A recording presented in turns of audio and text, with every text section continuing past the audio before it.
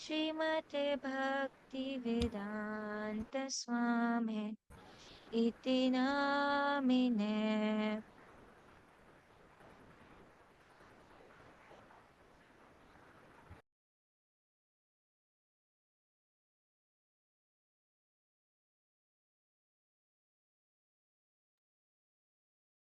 नमस्ते सरस्वती देवे गौरवाणी प्रचारिणे निर्विशेष शून्यवादी पश्चात्तादिशतारिणे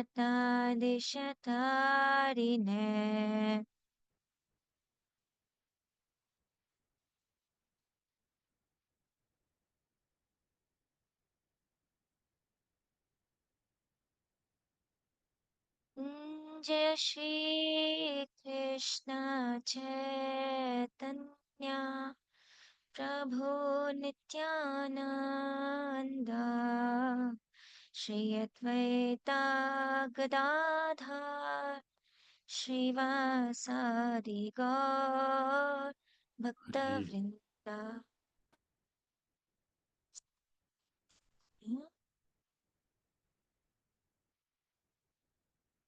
जय श्री कृष्ण चैतन्य प्रभु नित्यानंद श्री अद्वैता गदाधर श्रीवासादि गौर भक्तवृंद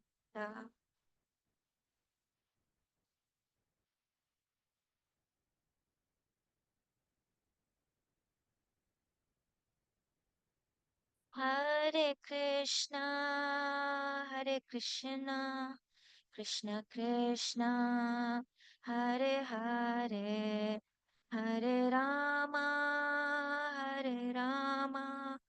Ram Ram Hare Hare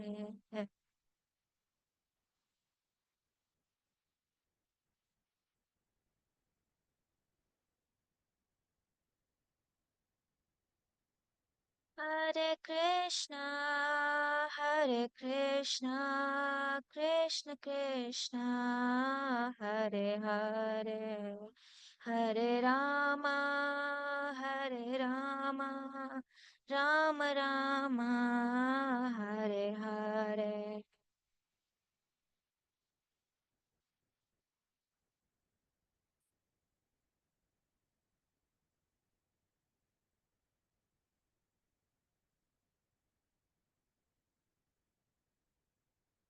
Jaya Prabhupada, Prabhupada.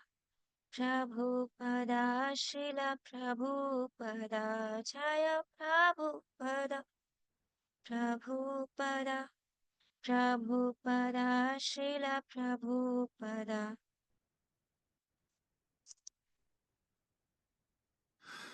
Jai Om Vishnupad Paramahamsa Parivarjacharya Ashtotar Sri Madhavai Charanaravinda Bhaktivedanta Swami Shri Prabhupada Ki Jai Ananta Koti Vaishnavrinda Ki Jai Namacharya Shri Haridas Thakur Ki Jai Prem Shri Gosha Krishna Chaitanya Prabhu Nityananda Shri Advaita Gadadhar Shivasati Gaur Bhaktivinoda Ki Jai Shri Radha Krishna Gopa Gopinath Shama Kunda Radha Kunda Giri Govardhan Ki Jai Shri Vrindavan Dham Ki Jai Shri Jagannath Puri Dham Ki Jai Mayapur Navadvip Dham Ki Jai Ganga Mai Ki Jai Jamuna Mai Ki Jai Bhakti Devi Ki Jai Shrimati Tulasi Maharani Ki Jai Yuga Dharma Harinam Sankirtan Ki Jai Vaishnavism in Pakistan Ki Jai Gaura Pramanande Hari Hari Bol All glories to the Assembled devotees Hare Krishna all glories to the Assembled devotees Hare Krishna all glories to the Assembled devotees Hare Krishna all glories to Shri Guru and Shri Gauranga Om Namo Bhagavate Vasudevaya.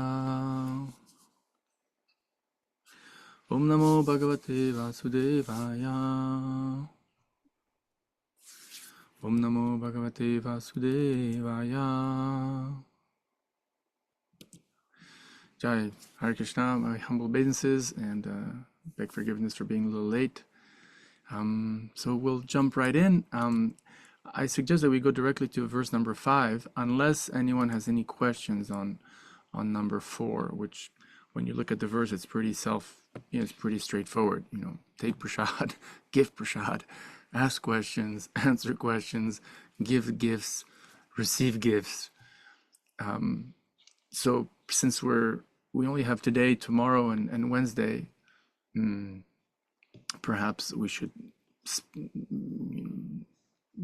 accelerate the pace and go directly to verse 5. So does anyone have any questions on verse 4? Either in the translation of the verse or in the actual commentary by Prabhupada? No? Going once, going twice, 3 times? Okay, so then let's go to verse number 5. And obeisances and hello and greetings to everyone, by the way, as always. So here we are, and I think we spoke a little bit. I think we spoke about this a little bit last time. Did someone raise her hand? Raki, you have a question, and Mehak has a question. Is that for reading or is it a question? And Gitika Hare also Krishna. raised her hand. Yes, Hare No, Krishna. no, I don't have any questions. I was just saying that it seems a long time after class. So I was missing it. Oh, me too. It's a nice Yes. sound. Someone else wanted to say something or ask a question?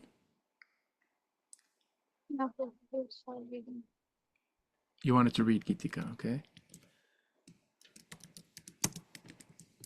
And the other person, devotee who raised her hand was Kamal. Okay, well, I guess we can go into the list, into the list of reading. So yeah, might as well raise your hand for whoever wants to read. Tick, tick, tick, tick, tick, tick. Wow. All right. This one's long. So I'll just take a screenshot so we do it faster like this, up to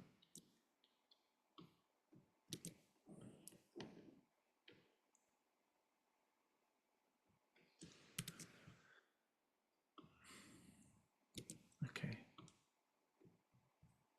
All right. We have Gitika, Komala, Raki, Sima, Barka, Niha, Hitika, Ria, Mehak, and then those that weren't called afterwards will go to you then. So, verse 5, which is a little bit more technical, less straightforward. Krishneti yasya giritam manasadriyeta dikshashti chet pranatibis chabajantam isham shushrushaya bhajanavigyam ananya anya nindadi shunya hridam ipsita sangalabdhya. One should mentally honor the devotee who chants the holy name of Lord Krishna. One should offer humble obeisances to the devotee who has undergone spiritual initiation and is engaged in worshiping the deity. It's interesting because here Prabhupada doesn't, like the actual Sanskrit doesn't mention about worshiping the deity. But somehow in the translation, either Prabhupada added and is worshiping the deity, or those devotees who helped him, who added that, who knows. And one should associate with and faithfully serve that pure devotee who is advanced in undeviated devotional service and whose heart is completely devoid of the propensity to criticize others.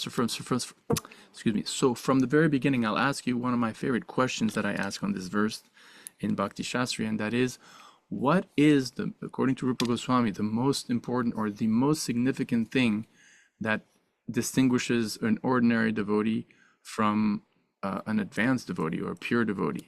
It's right there. The answer is right there in the verse.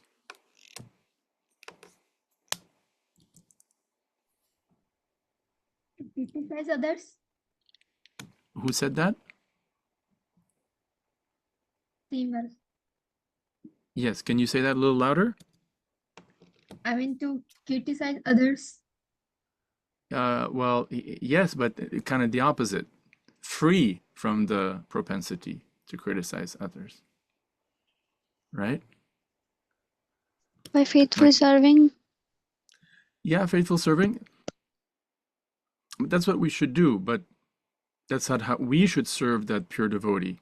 But the pure devotee is a pure devotee precisely because his or her heart is What's the last sentence? Free from the propensities to criticize others. Yeah, yeah. So that's a good reminder because we very often tend to criticize others, isn't it? But here, Rupa Goswami tells us that a symptom of an advanced devotee or a pure devotee is that his or her heart is completely free from the propensity to criticize others. So here's the question then. So how come sometimes a guru will seemingly criticize, quote unquote, a disciple? For that matter, a mother or a father may, quote unquote, criticize or correct a son or daughter, but keeping it in the relationship of guru and disciple, or a senior devotee may, quote unquote, criticize a junior. So how is that? How do you explain that? Is that contradictory or?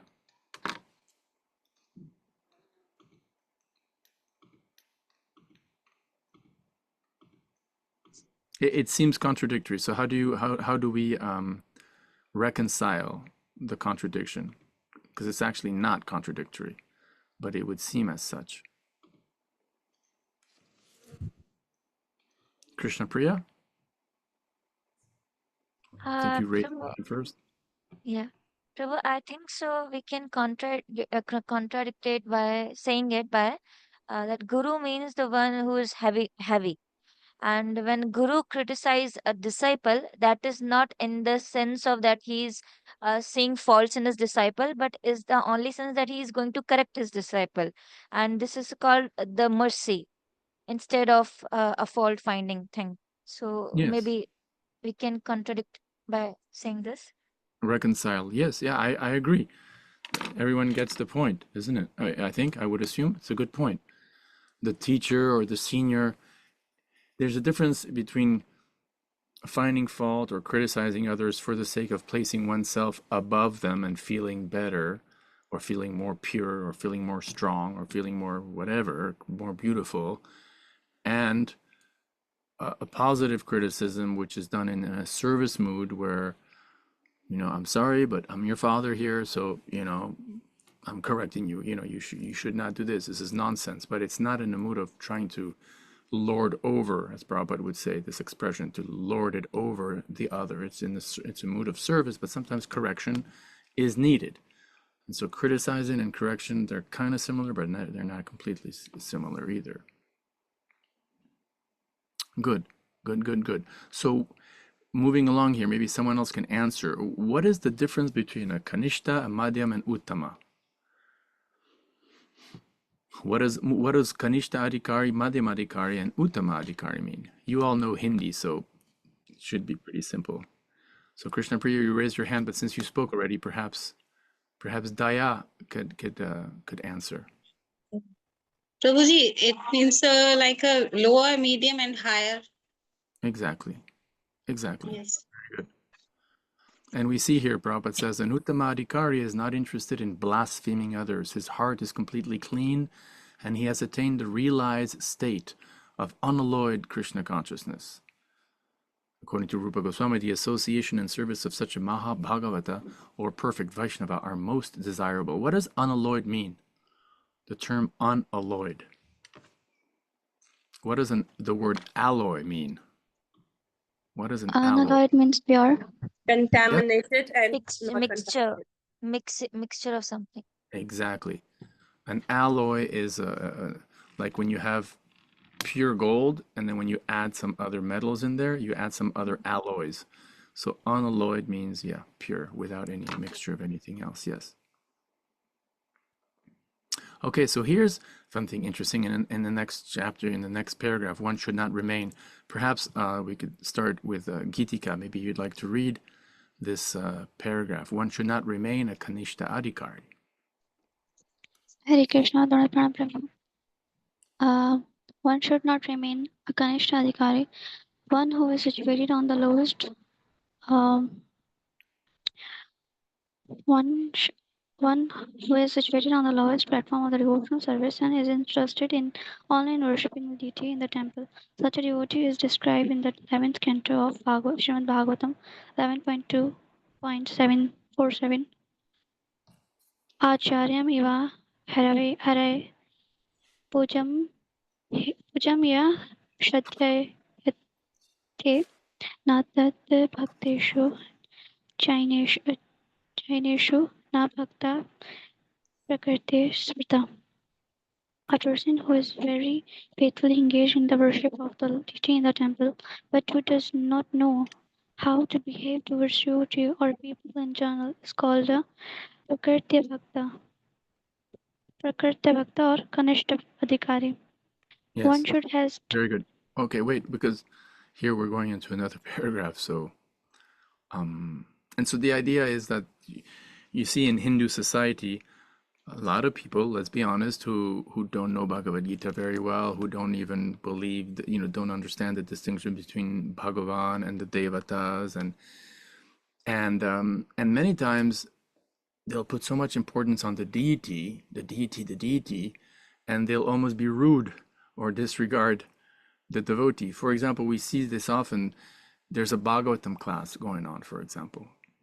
A Bhagavatam class is going on, or some sadhu or some sadhvi is speaking, and then a person will come in and completely disregard the speaker and just go directly in front of the altar to offer prayers.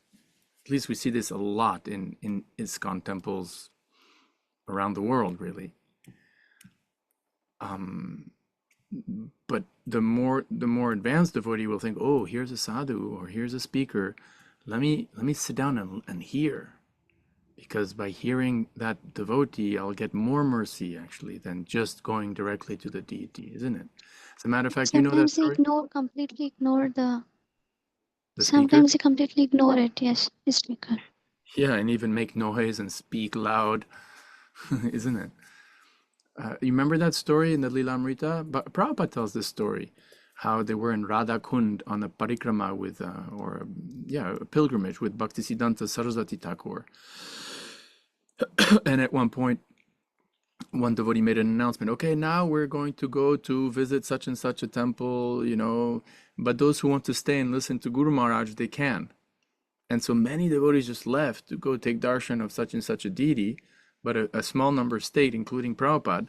And he would he would say later on that Bhaktisiddhanta said, "Oh, I have noticed him. I've marked him because he likes to hear, isn't it?" So it's interesting that the Bhagavatam itself describes a Kanishta as precisely this, Acharyam evaharaye, pujam. Like it's all about puja, it's all about archana, it's all about the murti, and the Vaishnava or the Vaishnavi, who cares, right? So therefore, Prabhupada continues, one has to raise himself to the position of, from the position of Kanishta to the position of Madhyama. So here's the definition in the same chapter of what is a Madhyam Adhikari. So Komal, maybe you could just read, it's a short one, sorry, but we have to go fast, so we're going to have to select. Please read to us the translation of this verse, and if you want to read the Sanskrit, go ahead, this 11.246. Ishvareta Dadhineshu. And this is, by the way, what we have to aim at. We have to pray that we can be at this platform of Madhyama Adhikari. Hare Krishna. The Madhyama Adhikari is a devotee who worships the Supreme Personality of Godhead as the highest object of love, makes friends with the Lord's devotees, is merciful to the ignorant, and avoids those who are envious by nature. Very This good. is the Okay, go ahead. This is the way to cultivate devotional service properly. Therefore, in this verse, Srila Rupa Goswami has advised us how to treat various devotees. We can see from practical experience that there are different type of Vaishnavas. The Prakarta Sahajyas generally chant the Hare Krishna Maha Mantra, yet they are attached to women, money, and intoxication. Although such persons may chant the holy name of the Lord, they are not yet properly purified. Such people should be respected within one's mind, but their association should be avoided. Those who are innocent but simply carried away by bad association should be shown favor if they are eager to receive proper instructions from pure devotees, but those neophyte devotees who are actually initiated by the bona fide spiritual master and are seriously engaged in carrying out the orders of the spiritual master should be offered respectful obeisances. Obeisance is very good. Yeah, so not everyone is on the same level. And then Prabhupada mentions the sahajas, those, who take Krishna consciousness very cheaply. So generally, those who are initiated, okay, we take them, a little bit more seriously. But who I was mentioning this. Oh, I was mentioning this to some French devotees. There's an interesting anecdote. In ISKCON, Prabhupada instituted this double initiation, isn't it? First initiation and second initiation, correct? First. But traditionally, if you look in the Gaudiya Mat, the different Gaudiya Mat, coming from Bhaktisiddhanta, they really only have one initiation ceremony. When you speak of Diksha, initiation, in the Gaudiya world, so to speak, it just refers to what we in ISKCON called second initiation, where you get the Gayatri mantra and so on. Why is that? Because it was understood since the time of Rupa Goswami and Kaviraj Goswami and so on. And by the way, I hope you celebrated the appearance day of Raghunath Das Goswami and Raghunath Bhatt Goswami and Krishna's Kaviraj Goswami. It was their appearance day for you, maybe yesterday or the day before that, but it was an important day. But the point is, yeah, you did? Good. That the holy name, initiation is recommended. At the same time, our acharyas make it very clear that becoming a pure devotee of Krishna, getting love of God, does not depend on initiation. It can be had without initiation. So that's why I love this anecdote, which you find in Bhaktivikash Swami's very big book on Bhaktisiddhanta Saraswati Thakur. I don't know if you've seen it. He wrote this monumental big 3-volume book called Bhaktisiddhanta Vaibhav, which is a wonderfully researched book on the biography on Bhaktisiddhanta Saraswati Thakur by Bhaktivikash Swami. And there's one pastime in there which struck me. When new men joined the ashram of Bhaktisiddhanta Saraswati Thakur, the Gaudiya Mat, living in the ashram were those who were initiated, which we would call second initiated, like they had they were chanting the Gayatri mantra, they were worshiping the deity, so the senior devotees, let's say, of the temple. And then there were younger devotees who had been there less time, who had not yet received, initiation, but who were there maybe for 6 months or 3 months or 1 year and were chanting a lot of Hare Krishna, but they just hadn't received an initiation yet, second initiation. And Bhaktisiddhanta had this policy of instructing that the brand new bhaktas, the brand new devotees who joined the ashram during prasadam time, during lunchtime, should go and sit next, not to those who have received second initiation, but next to those who have not yet been initiated, those who, who are a little younger, less senior. So some devotees ask Bhaktisiddhanta, Guru Maharaj, why is it that you tell them to go sit with the less senior devotees? Because our principle is you should associate with the most advanced devotee you can get. So why not associate it with those who are more senior, those who have, initiation, or in our language, second initiation? And I thought it's an amazing answer. Bhaktisiddhanta said, no, I'm doing this on purpose. I want them to sit with those who are not initiated, because those who are not initiated, they have more faith in the holy name than those who have received initiation, and who, therefore may think themselves very proud and, now we're Brahmins and, we worship the deity, and forgetting that actually what really counts in Kali Yuga is Hare Krishna, Krishna Krishna, Hare Hare, Hare Ram, Ram, Hare Hare, and not puja. I mean, of course we can do puja, Rupa Goswami. Oops, sorry. Give me 1 second.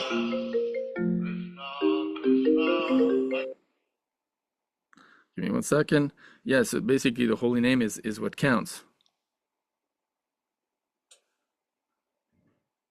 Hold on, give me 1 second. No, the address is back to Willie Worsley. It's all in Willie Worsley. Sorry. I'm teaching Bhakti Shastri now, so I can't talk. I'm sorry. I'll be available in 1 hour and 40 minutes, but it's Willie Worsley. It's not the state highway.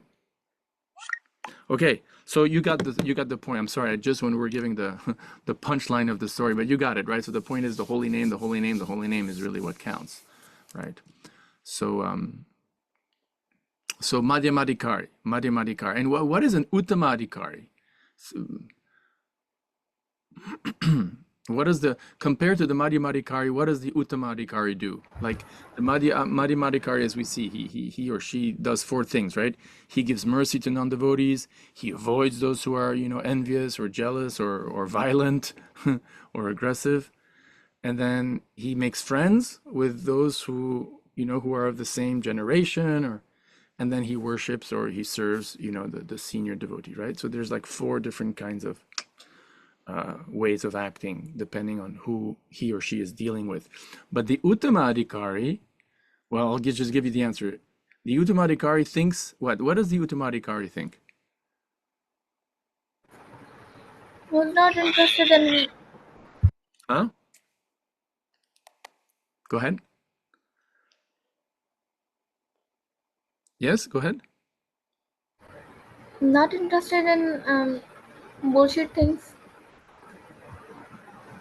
In what? Not interested in so many things like whose heart is clean. We can't hear, at least I don't understand you. Uttamadhikari devotee who avoids everything, who is the highest devotional, who perform highest devotion. Yes. Regarding other people, though, you see, the Kanishta tends to think, I'm the only devotee. It's just me. Everybody else here is useless. Therefore, I go directly to the Murti, because why do I need all these people here? I'm the only devotee. I'm the only devotee around. The Madhyamadikari thinks, oh, wait a second. There's senior devotees. I should serve them. There's equal. And then the Uttamadikari is thinking, I'm the only non-devotee, and everybody else is a devotee. Therefore, I don't think it's in the Nectar of Instruction, but there's this amazing statement by Prabhupada where he says that the Uttama Adhikari, you see, the Kanishta Adhikari can't preach. Because you think, because you don't know scripture, you're immature. So the Kanishta Adhikari can't really share Krishna consciousness with others. The Madhyamadikari, though, he or she understands, okay, I know scripture pretty well. Here's someone who's interested, who's innocent. Let me explain to him or her about Krishna consciousness, and then avoid the envious people or serve the senior devotees. But the Uttamadikari also cannot preach, because if you're always thinking, God, I'm everybody's a devotee, I'm a non-devotee, so how can I teach somebody else about Krishna? Because I'm a non-devotee, this is a devotee, right? So Prabhupada says this amazing statement that an Uttamadikari purposely comes down to the level of a Madhyamadikari. You heard that, Krishna Priya, you're nodding? And I only see 4 or 5 of you here, so don't think I'm only looking at those 4 or 5 people. That's the only people I see.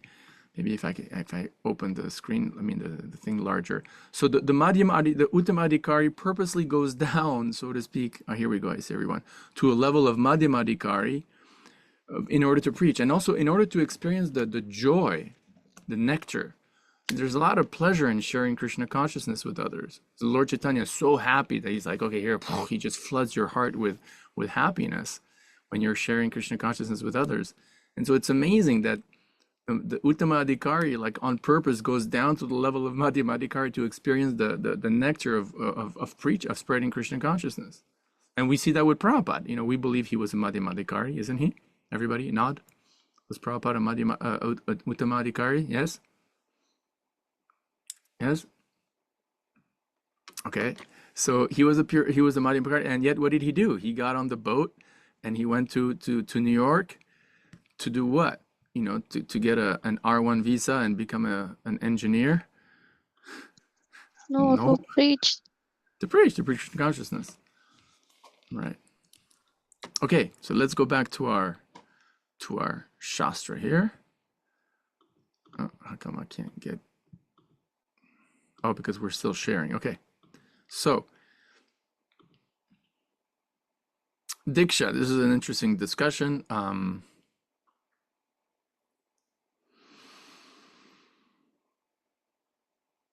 Divyam Jnanam Yatodayat. By Diksha, one gradually becomes disinterested in material enjoyment and gradually becomes interested in spiritual life.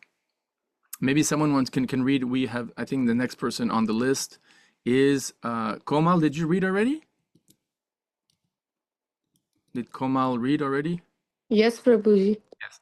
So then we have Raki. Yes, Prabhuji, from where? We have seen. Oh my God, I'm so sorry. Give me 1 second. Dario, I'm so sorry. I'm teaching Bhakti Shastri. I cannot speak.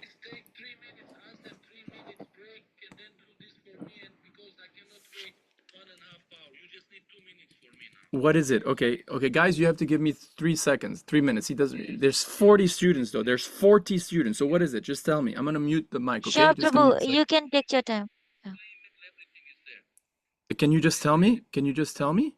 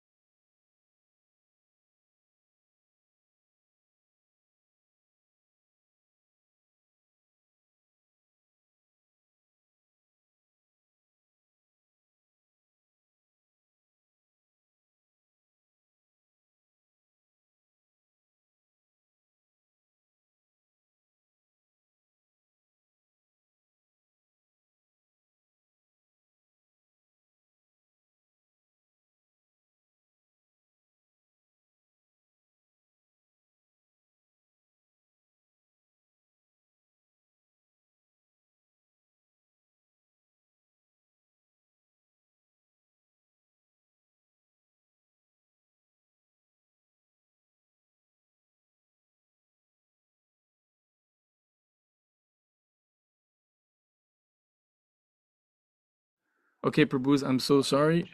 Forgive me. I also have to make a living, and this was a business call. So from a devotee who's in Orissa, and he has really bad internet connection, and he wasn't able to do a PDF, and so he asked me to do it. So forgive me. So who I think we had Raki reading, isn't it? Yes, Prabhuji. But Okay, so before please that, I go. have a Ah, question. Yes, yes. I have a question that if a person is not getting initiation and just following the right path and in the guidance of the guru, so is he counted in the shelter of guru or not? Absolutely. We are very much a shiksha line.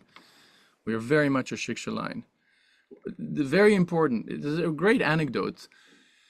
Somebody asked Prabhupada a question. It's right there. It's in the database, or at least it's in those Prabhupada memories. I mean, it's a known historical anecdote with Prabhupada. They asked Prabhupada, we're distributing all your books, but what happens if they don't get initiated? And Prabhupada said, just by reading my books, they are getting initiated. Haribol. So this is not to say that we should become Ridviks. You've probably all heard about this Ridvik Vad, this Ridvik philosophy, where you don't, like, somehow or other the Diksha Parampara and stopped at Prabhupada. like, sorry, 32, and that's it. And everyone now for centuries to come, you become a Diksha disciple of Prabhupada. I think it's not a proper idea. Why Prabhupada? I want to be a disciple of Rupa Goswami myself. But at least they have one thing right, and that is shiksha is very important. So your Diksha Guru, you have one, and he or she should be alive. But we are very much a shiksha line. As a matter of fact, that line, that parampara, that parampara in the Bhagavad Gita introduction, it was actually Bhaktisiddhanta Saraswati Thakur who wrote that. And a lot of the links are not Diksha links, they're shiksha links. They're shiksha links. So if you take shelter of X guru and he, let's say he hasn't initiated you officially, but you listen to his lectures, you follow his instructions, how can you not be under his shelter? Once I remember I was in the time, I'll just finish with a small anecdote. I'll always remember this. It was a time when I was quite close to Indradyumna Swami because I was serving on his Polish tour. And then one time I accompanied him and we were in South Africa. And at one point I was like, it was in his room and I felt a little insecure. I said, I'm not initiated by you. And so does that mean like I don't, get like your mercy? And he said, no. And then he mentioned, it's interesting how Kaviraj Goswami, at the end of almost every chapter of Chaitanya Charitamrita, he says, what did he say? He says, offering my, bowing at the lotus feet of Sri Rupa and Sanatan, always desiring their mercy. I, Krishnadas Kaviraj, offer my obeisance, write this Chaitanya Charitamrita following in their footsteps. And he emphasized the plural. I mean, even Krishna, when he, that 434 verse, Tat Vidi Pranipatena, Pariprashtena Sevaya, etc., the plural tense is used. Krishna talks of the gurus, plural, the self-realized souls who can impart knowledge unto you because they have seen the truth. So it's plural. So yes, you definitely are under the shelter of whoever. Taking shelter of someone hasn't got to do with just saying swaha.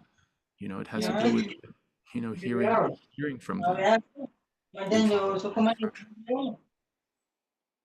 Yes. So you want to read?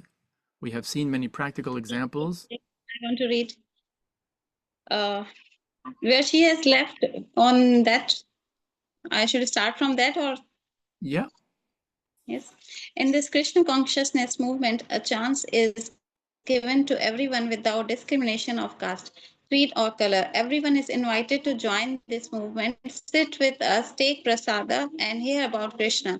When we see that someone is actually interested in Krishna consciousness and wants to be initiated, we accept him as a disciple for the chanting of the holy name of the Lord. When a neophyte devotee is actually initiated and engaged in devotional service by the orders of his spiritual master, he should be accepted immediately as a bona fide Vaishnava, and obeisances should be offered unto him. Out of many such Vaishnavas, Yes. Okay. Yeah, we'll just stop there because I had actually gone a little bit lower. I mean, further down with the paragraph that starts, we have seen many practical examples of this. But just a few words. Like I told you that story that Dinabandhu Prabhu tells, right? About the devotee who went to some temple in Vrindavan and the pujari blessed him that he could take birth in Vrindavan in his next life. Yes? What's the punchline? Do you remember the punchline? Someone wants to say? Prabhupada told the devotee to go back to the pujari and say, what?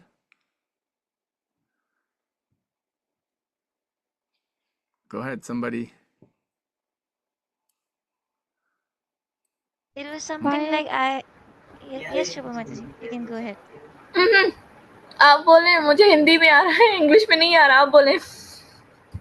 It was something I don't remember it clearly, Prabhu, but just go to that pujari and bless him to go back home, back to God in this lifetime. नहीं. Yes. You tell me in Hindi. You tell me in Hindi. I translate it for Prabhu. हाँ, ये था कि आप जाओ उन्हें कहो कि मैं तो वही अभी से जो है ना, मुझे दूसरे जन्म में आना ही क्यों पड़ेगा. Yeah, Prabhu Shubha Mataji saying that Prabhupada said that go and tell him that Pujari, why should I come to in the next human form of life? What sin I No, what even sin that's not the right what story. sin I Guys. do? What Oh sin Just yeah, a I minute. do? what sin I'll do? What sin Yes, I Gitika. yeah? Huh? What sin I Something was do to like take the next word? No. Prabhuji, should I tell you? Yeah? It was something like Prabhuji said, Prabhupada said that tell him that you will born in next life in the America and preach there. Yes, that's the whole um, point, guys. And not because, America's great or anything. It could have been Pakistan, it could have been Bangladesh, it could have been China.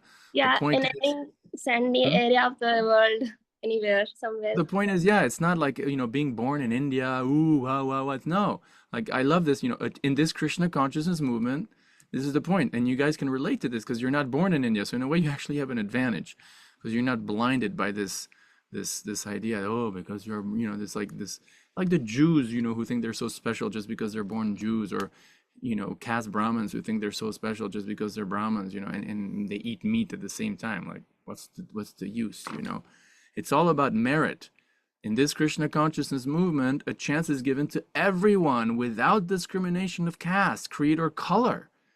Everyone is invited to join this movement. So yeah, so when that caste Brahmin from Vrindavan temple, Prabhupada, I guess, noticed a little bit of arrogance and condescendence towards his Western disciple, thinking he's so much better. So, oh, I'll be very merciful to you. And in your next life, because I'm so kind upon you, in your next life, you can take birth in my family. Just see how merciful I am to you. And Prabhupada just called that nonsense out and said, I bless him that in his next life, he can take birth in America and serve Lord Chaitanya. In other words, this American boy that you think is so much lower than you and that you're so-called blessing to take birth in your family in your next life is actually more exalted than you are, because he's already doing now in this life what I bless you that you will be only lucky to do in your next life. You see? So that's the line. I bless him that in his next life he can take birth in America and spread Krishna consciousness. So now we can have Rocky, you read, isn't?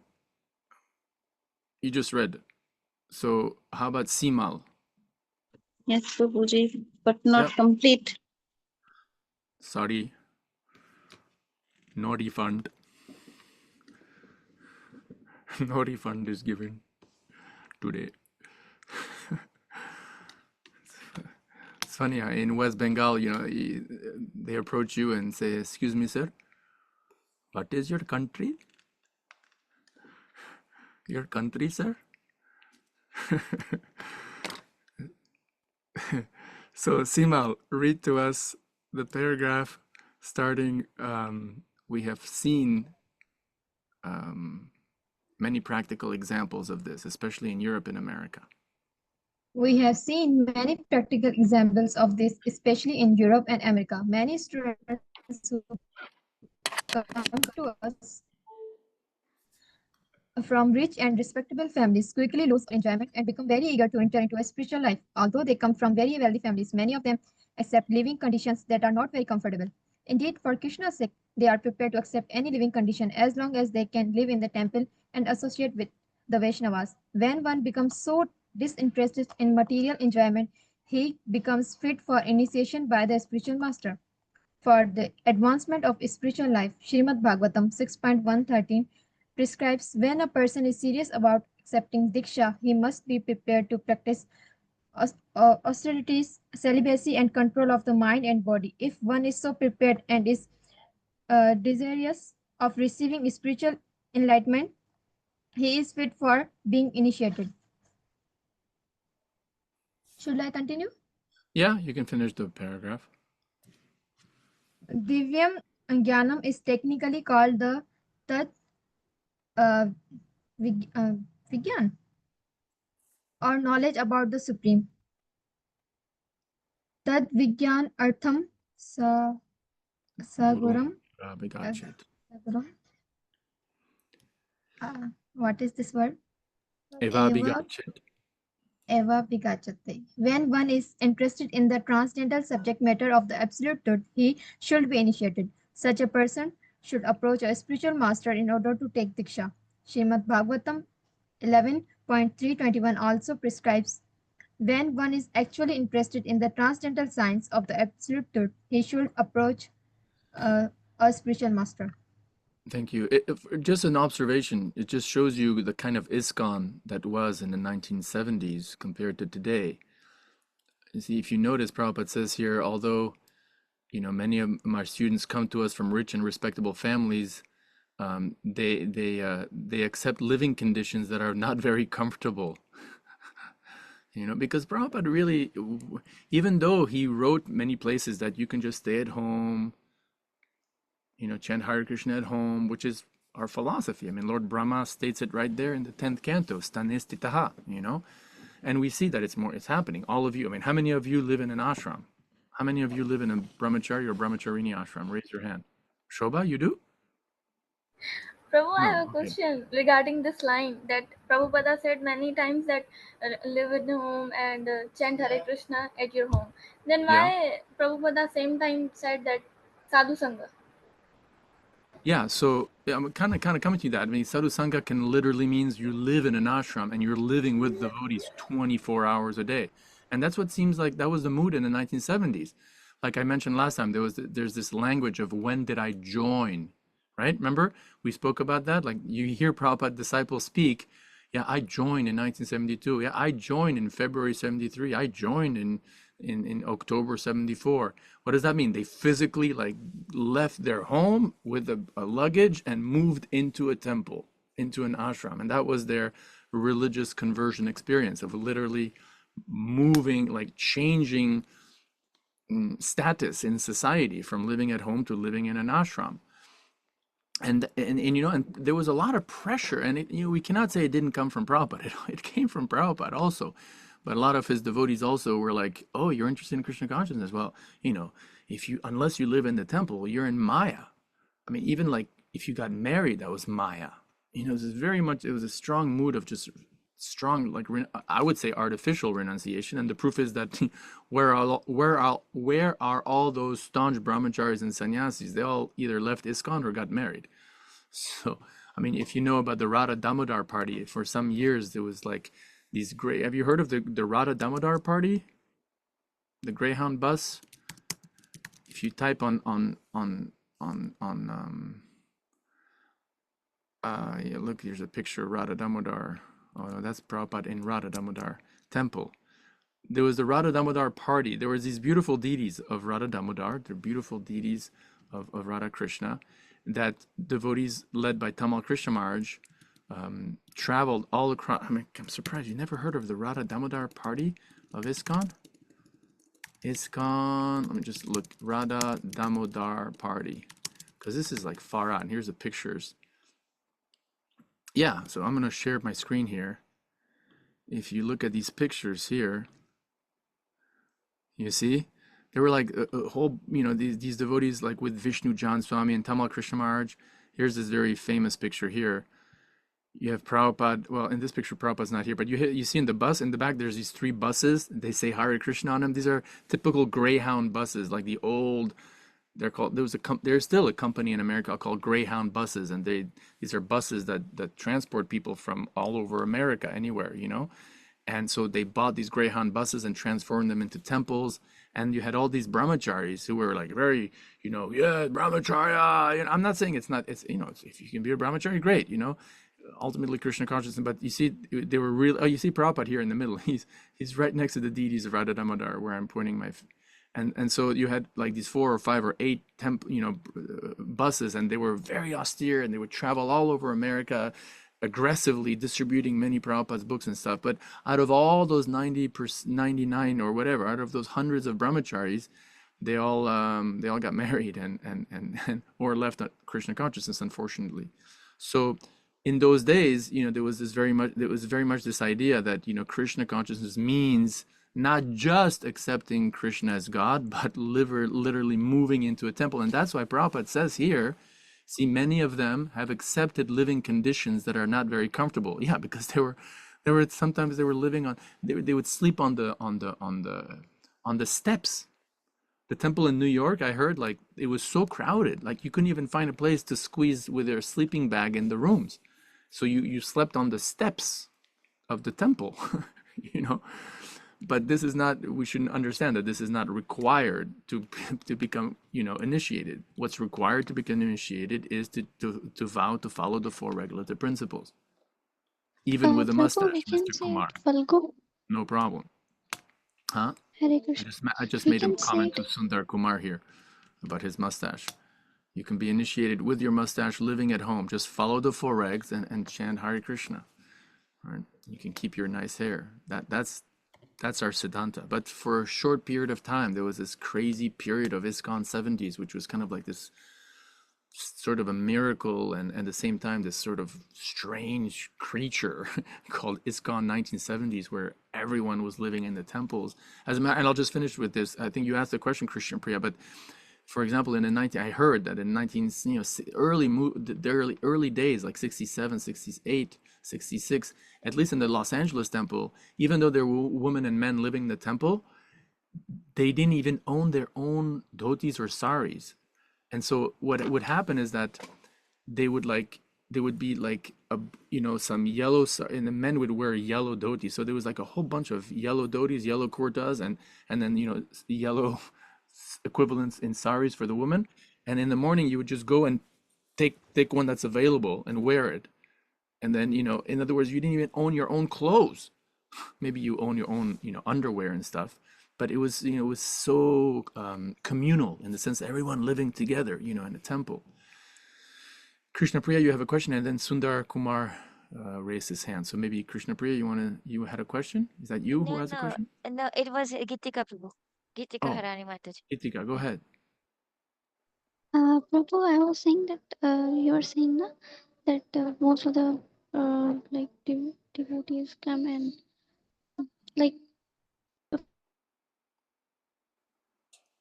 You muted yourself. and then they're married. Yeah. Isn't it like a kind of Falgu? We can say it Falgu or not. Falgu Vairagya. Yeah. What specifically are you referring to? Means first they are doing brahmachari life and then after they married. Isn't That's it not Falgu. Falgu? No, it's normal. You look at the Vedic culture. The men, even in Gurukul time with Krishna and Balaram, they go to the Gurukul when they're young, and then after some time, most of them go on to Grihastha life. Okay. So that's normal. What I'm saying is that a lot of them, should have gotten married way sooner, and still they artificially try to, be strong brahmacharis when in fact nature was calling, and they should have gotten married much earlier than that. And so then that's when it becomes sort of Falgu Vairagya, where it's clearly you're clearly not a brahmachari or a sannyasi material, but for whatever reason you just think you are, and and therefore we see sannyasis who fall down, and like Bhagavan, like for example, it's a historical fact, but the leader of ISKCON in Europe after when Prabhupada was alive, and also after, was a devotee called Bhagavan Swami, and he was actually a grihastha at first, and he was a great devotee, great manager. He was doing great when he was a grihastha, and ISKCON, France and Italy and Spain were flourishing. And then some of his sannyasi godbrothers pressured him to take sannyas. There was this historical push to take sannyas, and so he fell for the pressure. Okay, but he didn't want to, because why? He was okay. He was doing great service. He was married, so he took sannyas, and then that's when all the problems started. It went to his head, and after a few years, he fell down with one of his female disciples and ran away with her. He was not fit to be a sannyasi. So in that sense, that was Falgu Vairagya. But a brahmachari, spending a few years as a brahmachari and then graduating to grihastha life is natural. There's nothing wrong with that. Sundar Kumar. Hare Krishna, Prabhu. Hare Krishna. Actually, my question is that there was a one line: if you are disinterested in material world, then you may go for diksha or like this. And you also mentioned you must be pure, and then you should go for diksha and whatever. But Sarvabhauma Prabhu gives the example. Maybe you know him. Like he's a Siksha Guru of our center. Like he says, in in garage you may see the car which have a need to be modified, or you can see in hospital there are patients. So like if I'm already disinterested in material world, then I have to go to be a interested in Krishna consciousness. Like isn't it that importance increase when we are already impure and we are going to be a pure? So isn't did you get my question? Sort of. Maybe you can elaborate? Actually, I want to say, like, if you are disinterested already, like, I'm uh, still interested in material world. Okay, so, and I want to be interested. So, isn't that possible? I should go for Diksha, I should go for some steps to be disinterested in material world. Yeah, Is like it necessary? I must be disinterested, then I have to go right. for Krishna consciousness or whatever. Almost like what comes first, the chicken or the egg, isn't it? What comes Yeah, first, the chicken absolutely. or the egg? Yeah, I think they kind of come hand in hand. One of the remember in the Actually, Gita, Krishna mentioned. Go ahead. You muted yourself. actually, Sarbu Mahaprabhu gives example, so this inspires me always. Like, if we are impure, this is why we have to go to temple. If we are already pure, then I don't think there's much needed as compared to I'm impure and I'm going to temple. True. Yeah, definitely. Good point. Good point. Yeah. Even when we are pure, I mean, going to the temple we want because then even if we're pure, we like the sangha. We get joy from it. Machita madgata prana budayantas parasparam katayantas chamam nityam tushyanti cha ramanti cha. The devotees, they get pleasure from sadhu sangha, even if they are pure. But remember though, it doesn't mean that you like becoming disinterested in material life does not mean disinterest in living a grihasta life and making money and having family and children and stuff. It's really a deeper thing, in my opinion. It has to, because it's not that I think, I'm sure about it, because otherwise how would you explain that most of our acharyas were married, were grihastas? Bhaktivinoda Thakur was a high court judge, for God's sake, you know. So it's really it's a question of, like, in your heart of hearts, it's all about Radha Krishna, and you can be everything, an architect, a movie star, a great businessman, a taxi driver, everything, and you do that, and you're thinking, this famous song by Bhaktivinoda Thakur, Manasa deha geha joki chumor arpilu tua pade nanda kishore, my house, my family, my money, everything I offer at your lotus feet. So, but there has to be a disinterest in the sense of, like, yeah, actually there's something greater than just money and just the family and just my career and just my fame and so on. And Prabhu, it and is that like, means being want to say something. It detached is from like that, material life. do Yep. everything. It is like that, do everything, but put Krishna in center. Yes, exactly. Damni, you have a question? Hare Good point, Krishna, Deepika. Prabhu, the pranams. Yes. Prabhu, actually, like in Pakistan, there is a competition of Diksha. Like a lot of seniors force us, "Kya, take Diksha, just take big step.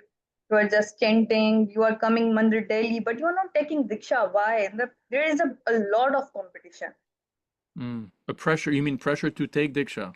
Yes, pressure and plus competition. Like he has taken a Diksha, but what I am doing, I should also take Diksha. We are not focusing on, "Oh, okay, I should be, meditate or improve my bhakti." So this is a comment you're making. You're making an observation, correct? Yeah? Damni? Is it correct to, put pressure on someone, take Diksha, and Well, on the one side, devotees are enthusiastic and I mean, it is recommended to take What if initiation. he It is. himself hasn't taken Diksha? He's Come forcing again? someone else. Come again? Matlab, the one who is forcing you to take Diksha, he himself hasn't taken the Diksha yet. Oh. Then Well, what? then that's not the best, is it? Was that story of Gandhi, who right? That story, you know, that Gandhi with the sweet, the mother who came with the sweet, like, tell my son please to stop eating sweets, and he said, okay, come back in a week, and then comes back in a week, he tells the kid, okay, stop eating sweets, and the mother's like, why did you wait 1 week? Is that because a week ago I was eating sweets myself? So yeah, you should definitely preach about something that you've done yourself.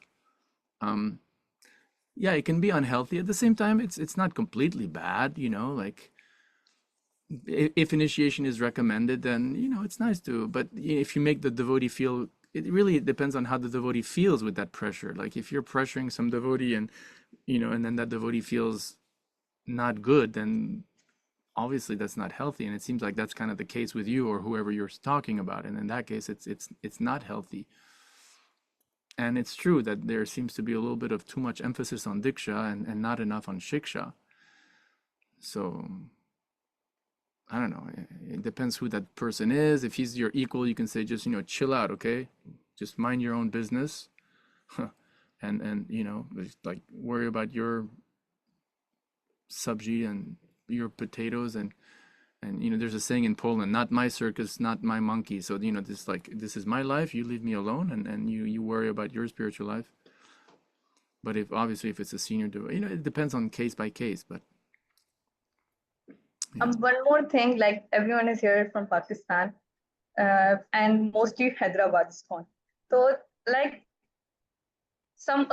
everyone's inspired, or I would say they are like following each other's step. If he's taking Diksha, then I'm taking Diksha. If he's not, then I'm not. They, like they are like same gurus. If he's taking from him, So I will take from him. that's where it gets a little tricky. Like this guru pushing guru. I know that happens a lot in India, and I think this is where actually devotees in the West have more of maturity. Like I heard some horror. I mean, it's not horror, but it's so wrong, you know? Like let's say I preach to you in the street or at a university and I bring you to ISKCON. So, and because I've been initiated, let's say by XYZ Swami, now there's like this unspoken or even spoken like pressure that, well, because I brought you to ISKCON, you must now also take Diksha from XYZ Swami. And that's nonsense. That's not absolutely nonsense. You know, there should be no pressure at all to take initiation from anyone in particular, you know.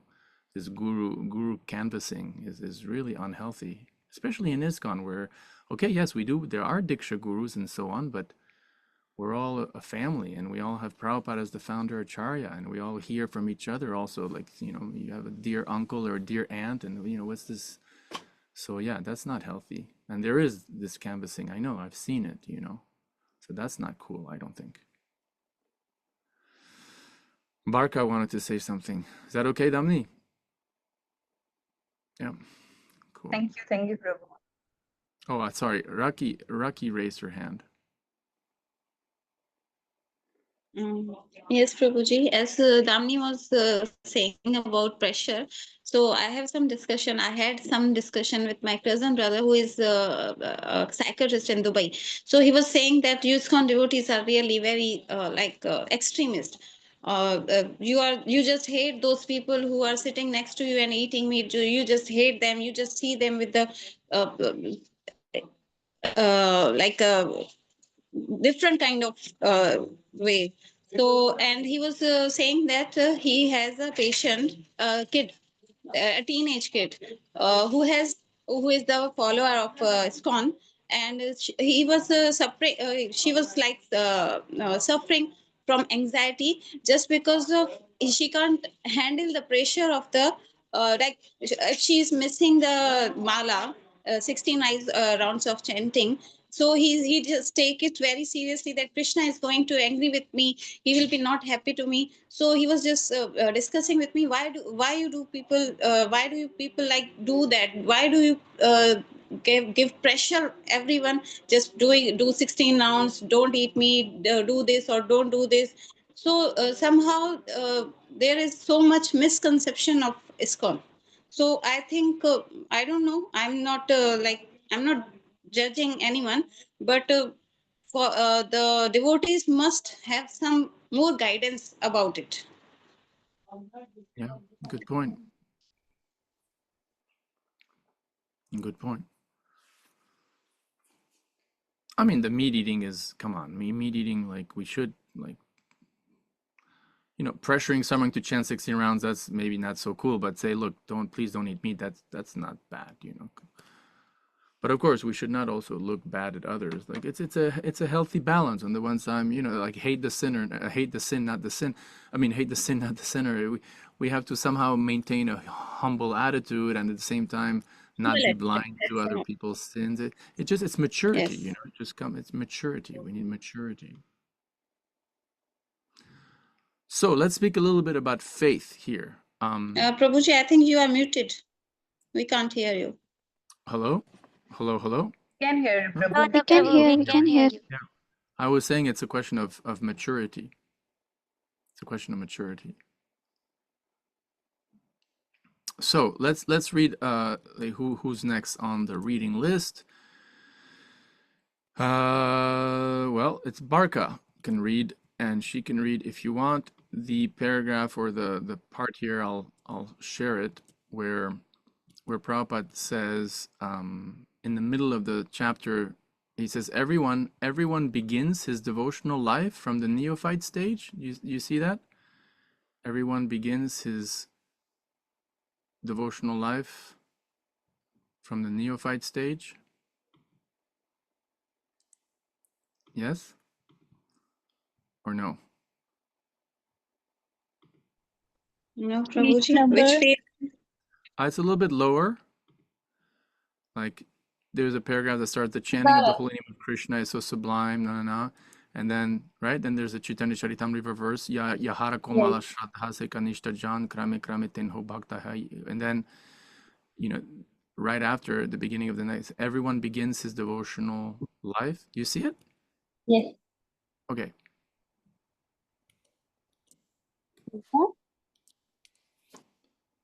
So yeah, you can read, yeah. Okay. Everyone begins his devotional life from the neophyte stage, but if one properly finishes chanting the prescribed number of rounds of Hari Nam, he is elevated step by step to the highest platform. Uttama Adhikari. The Krishna consciousness movement prescribes 16 rounds daily because people in the Western countries cannot concentrate for long periods while chanting on beat. Therefore, the minimum number of rounds is prescribed. However, Srila Bhakti Siddhanta Saraswati Thakur used to say that unless one chants at least 64 rounds of japa, 100,000 names, he is considered fallen, patita. According to his calculation, practically every one of us is fallen. But because we are trying to serve the Supreme Lord with all the seriousness and without duplicity, we can expect the mercy of Lord Sri Chaitanya Mahaprabhu, who is famous as Patita Pavana, the deliverer of the fallen. Sometimes, thank you. Sometimes we ask, why did Lord Chaitanya appear in West Bengal? So there's two ways to answer that, because, Bengalis are so glorious. But the other answer is because Lord Chaitanya is Patita Pavana. Who knows the story of how Prabhupada's standard got to 16? Like, how did the number 16 come about? It's related to our breath system. Who answered? It's Kritika Prabhu. Okay. It's like in the whole day we take might be 72,000 breaths in and out. Might be, that's why. And in 16 rounds, it's become 72,000 something like. Might be I'm wrong. Yeah, it's good. Does anyone have the like a more precise story of like how it Yes, happened? Prabhu. Like, so who just said yes? Krishna Priya? Okay, Krishna. Anyone Yes, else? Prabhu. Before Krishna, I just want to share the mic. Does anyone else want to answer? I Or, think according to breathing counting. according to like Prabhupada just says here 64, right? And that was the standard for the Gaudiya Mat, for Bhakti Siddhanta Saraswati Thakur's Gaudiya Mat. So how did we get, or how did Prabhupada get in ISKCON from 64 to 16? Does anyone know the story? There's a specific story mentioned in the Prabhupada Lilamrita or other biographies of Prabhupada. Yes, Prabhu. Okay, go ahead, Krishna Priya. I don't know the name of disciple, but he said that Prabhupada, we have many services, so we can't, like, it's very difficult for us to sit and chant 16 rounds for 2 hours continuously. 64 rounds, it will take like 8 hours, and we have other services, so it's very difficult for us. Then Prabhupada says that okay, we can cut to the 48, and then they No, said 32, 32. 48 are 32. still like It was 32. very It went from 64 to 32. It was 32. divided Yes, by 2 each time. It was like, yes. Then bargaining. Like, I'll sell it yeah. to you for $5. No, I'll give you 4. Okay, 4.50. It was like Prabhupada was bargaining with his disciples. Yes. And then the disciple said, Prabhupada, still we are not able to do it. We do 32. And then Prabhupada came to the 16. And then Prabhupada said, we can't go down than 16. This Yes, is the that's the minimum. lowest, that's the rock bottom price. Take it or leave it. Yes, yes. There's one thing that Prabhupada says here, people like, when I'm a Westerner, so when I hear this, I get even defensive, even from Prabhupada. Like Prabhupada says here, I almost feel like saying, hey, it's not fair what you just said, Prabhupada, because he says here, the Krishna consciousness movement prescribes 16 rounds because people in the Western countries cannot concentrate from long periods while chanting on beads. I'm sorry, but like, it's just as bad in India, okay? If not worse. So, and the proof, here's a proof, for example, when you go to kirtans in, let's say, those countries like Russia or Ukraine, or also you have these kirtan melas where they'll just go on and on with the same beat, the same tempo, just like the steady mode of goodness, Yes, same Prabhu, melody yes. for 3, 4, 5, well, maybe not 5, but long time, And in India, I'm sorry, sometimes you see a lot of kirtans that just like, it gets to speed number 6, like a car, you have 5 speeds. So it goes from like first speed to turbo in 3.5 minutes, with whompers smashing so fast. And so anyway, the point is, like, everybody in Kali Yuga, I don't mean to, or step over Prabhupada, but like, if I assume if Prabhupada went to Bombay or Delhi or Calcutta today or Bangalore, I don't know how Karachi is, but he would probably say that people in India are just as unable to chant 64 as people in the Western countries. There's just a small little shout out for my fellow Westerners. We're not that fallen. Okay, let's go a little bit further down.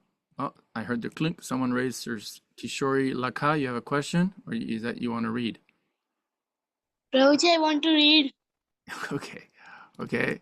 So we're gonna go down to a little bit further down.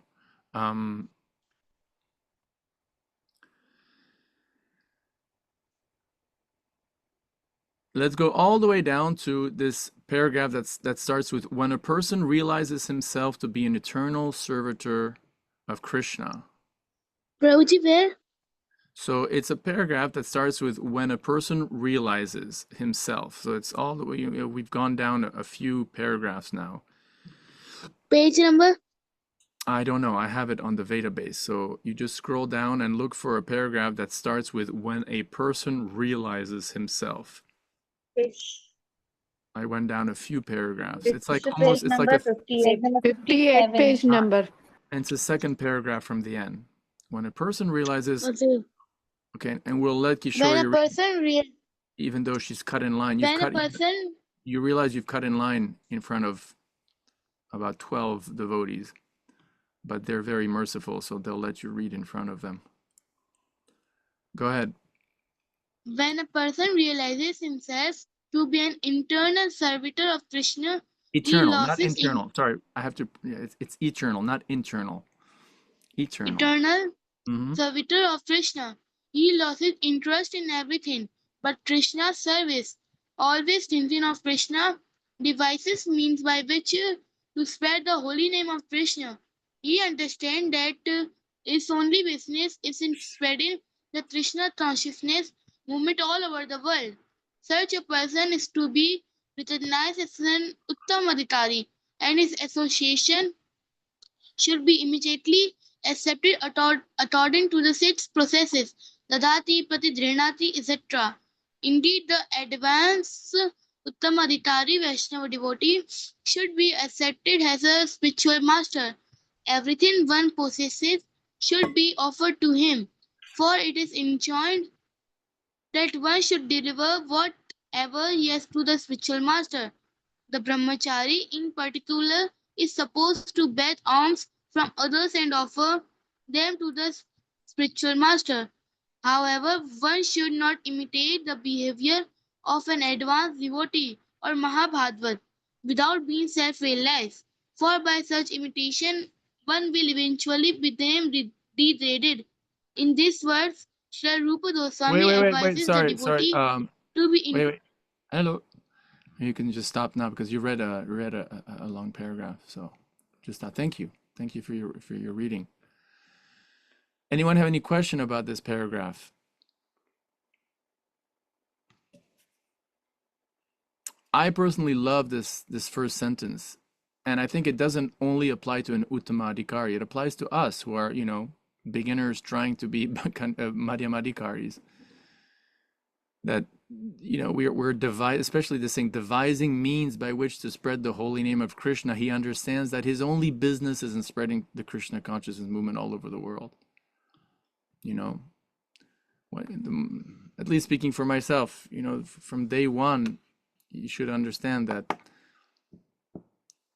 service to Radha Krishna translates in the material world in assisting Lord Chaitanya in spreading Krishna consciousness. Now, I'll say it again. Service to Radha Krishna in the spiritual world, in your Siddha Sarup, whatever it may be, whether you're a cowherd boy or a manjari or whatever,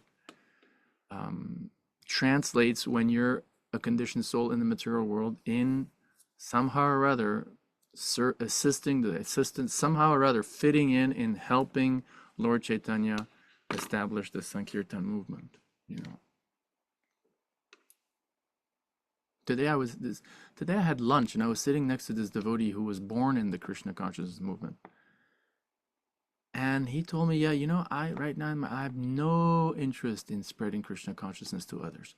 And I was shocked. I was like, I didn't tell him, but I was like, in my mind, I was like, dude, and he says, no, I believe the goal is Radha Krishna. I believe, the goal is Goloka Vrindavan when I die, but I have no interest in the mission, in spreading Krishna consciousness. And that really sat strange with me. It sat really strange with me. And whatever, everybody has his different mood and I respect him. But you see, Prabhupada says right here, he understands that his only business is in spreading the Krishna consciousness movement all over the world. Like, we have been given Krishna consciousness, we should feel indebted. We should feel indebted to the spiritual master, And isn't there this famous saying that the spirit, you can never repay the debt to the spiritual master? You heard that one, right? There's this funny joke. Yes. There's this really funny joke. There's a disciple of Hridayananda Maharaj. I often speak about him. Hridayananda Maharaj. Yes, no? I'll show you a picture. Yes, Prabhu. So he has a disciple, one of his early disciples. His name is Sarvatma, and that's Hridayananda Maharaj right here,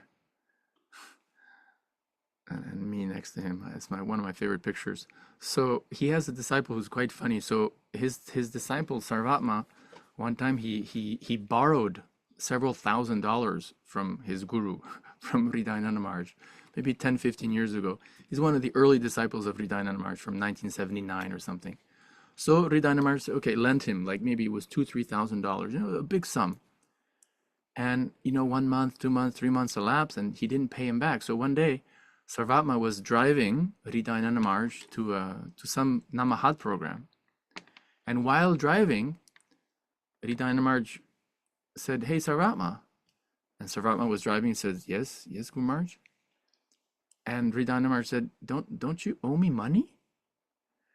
And Sarvatma said, "Oh, Guru Maharaj, it is very well known that the conclusion of the scriptures is that the disciple can never repay the debt to the spiritual master."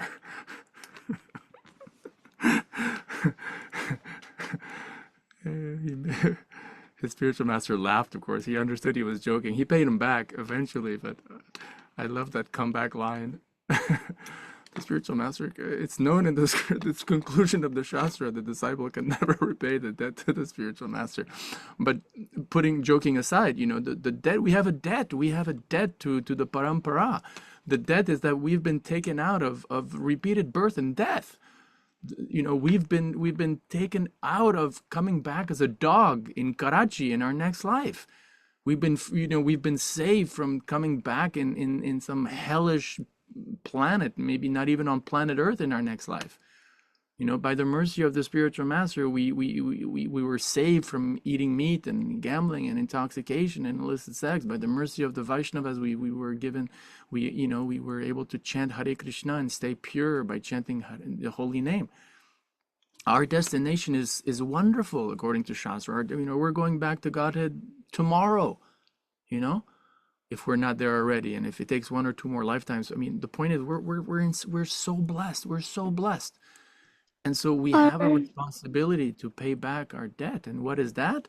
That is to help spread the Krishna consciousness movement, to help the spiritual master in spreading Krishna consciousness, right? And you see that right here. Prabhupada says it, right?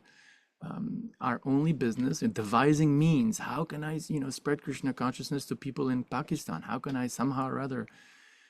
You guys really have a tough field. A kshetra, or desh. Somehow or other, you're in that situation where you have to somehow assist Lord Chaitanya in giving Krishna consciousness, and not just to Hindus. I know you're not supposed to, to preach to Muslims because it's dangerous and stuff, but of course, being intelligent, I'm not telling you to take any type of risk, but at the same time, Prabhu, Hare Krishna. I yes, tried to Deepika. preach some Muslims. Okay, that's very good. Just be careful not to end up, in a Yes. jail. Yeah, very good. So let's read the last paragraph.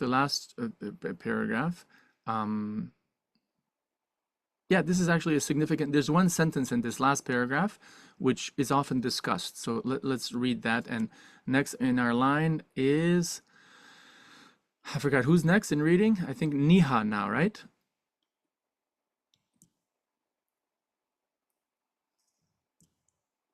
Is Niha with us? Okay, Niha's not here, so Hitika can read. Hare Krishna, I'm here, Prabhu. Okay, then please read. From in the verse. The last paragraph. In the verse, okay. In the verse, Srila Rupa Goswami advises the devotee to be intelligent enough to distinguish between Kanishta Adhikari, Madhyama Adhikari, and Uttama Adhikari. The devotee should also know his own position and should not try to imitate a devotee situated on a higher platform. We've seen that. Srila We've seen Bhakti that. I'm sorry. Just Thakura has given some Go ahead. Some practical hints. Srila Bhakti Vinoda Thakur has given some practical hints to the effect that an Uttam Adhikari Vaishnava can be recognized by his ability to convert many fallen souls to Vaishnavism. One should not become a spiritual master unless he has attained the platform of Uttam Adhikari. A neophyte Vaishnava or a Vaishnava situated on the intermediate platform can also accept disciples, but such disciples must be on the same platform. And it should be understood that they cannot advance very well toward the ultimate goal of life under his insufficient guidance. Therefore, a disciple should be careful to accept an Uttam Adhikari as a spiritual master. Wow. So thank you, Niha. So this paragraph could raise some questions, no? Like, there's no Uttama Adhikaris in ISKCON, so, and Prabhupada says right here, you should accept only an Uttama Adhikari. So what do we do? What do we do? What is to be done? Well, for one thing, Prabhupada says, look, a neophyte Vaishnava, right, or a Madhyamadikari can accept disciples. So right there, first of all, look, a Madhyamadikari can accept disciples, for one thing. But he should understand that, okay, the disciples I'm accepting are basically kind of like in the same category as me. Not that familiarity comes in too much and, now the disciple can just like, hit the guru on the shoulder. What's up, man? How you doing, brother? Like, no, there has to be etiquette, of course, between the guru and disciple. But the madhyam, the guru should remember. Okay, I'm not an uttam. I'm not a uttamadikari, right? And then what do we do with the answer that they cannot advance very well towards the ultimate goal of life under his insufficient guidance? What do you do then? Well, in ISKCON, fortunately, we have the Uttama Adhikari. We have Prabhupada. And we have his Shiksha.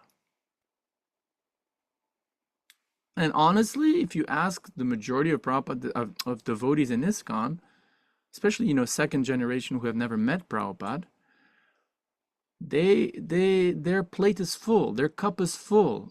In other words, they're doing fine in their devotional service with this combination of, one Diksha Guru, one or more, or maybe whatever, Shiksha Gurus who are alive, and, this main pillar of Prabhupada as the founder, Acarya as the main Shiksha Guru. That combo is very, very powerful, and it works. It works. You see hundreds and thousands of devotees who use this formula, and they're doing great in their devotional service. Their Diksha Guru may not be an Uttama Adhikari, it doesn't matter. He inspires them. He inspires them to chant Hare Krishna. That's what counts. And on top of that, if that's not enough, they're getting, Shiksha from a certified Uttama Adhikari named Srila Prabhupada in the form of his books. Good enough for me. I mean, should be good enough for all of us, Anyone have an objection or something to say about this? Means Shastras are our gurus. Come again? Prabhupada's Shastras are our gurus. Prabhupada's Shastras are our guru. Yeah, I mean, we can't, yeah. I mean, Shastra is the ultimate, but we can't, we have three, there's Shastra, Guru, and Sadhu. So we cannot collapse those three things into one, Like Shastra is Shastra, the actual verses of the Bhagavatam and of Chaitanya Charitamrita, Bhagavad Gita, that's Shastra, right? And then, sadhus can be many, and then guru is, depending if you have one Diksha Guru, many Shiksha Gurus, and Prabhupada is the main Shiksha Guru of ISKCON. Yeah. So yeah, so it's not a big deal if you can't find an Uttama Adhikari as your Diksha Guru in ISKCON, no problem. Just find someone who inspires you, who feels like, who you think will not fall down, who can have a relation. So many issues are there. So, like some devotees, don't want to take initiation from Jayapataka Swami, for example, because he's got 60,000 disciples.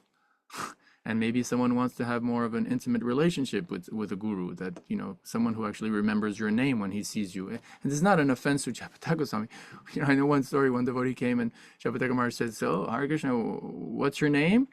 And the devotee was kind of shocked. He said, "My name is, Ananta Gopal Das."